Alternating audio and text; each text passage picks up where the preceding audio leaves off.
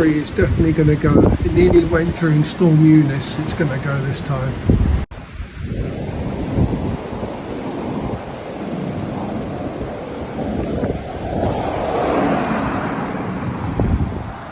Storm Darragh's arrived in Mepham. Maximum wind gust so far 35 miles an hour. Darragh in Wales 92 miles an hour. That's the biggest gust countrywide. Locally, West Kingsdown 55 miles an hour earlier this morning.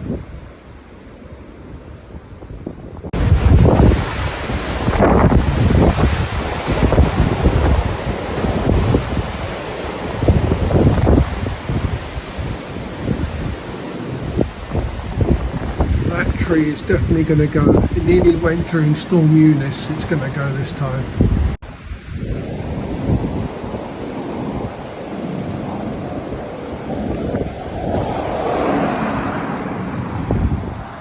Storm Darragh arrived in Mepham.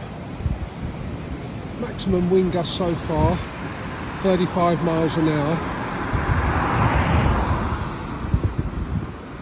Darragh in Wales 92 miles an hour. That's the biggest gust countrywide.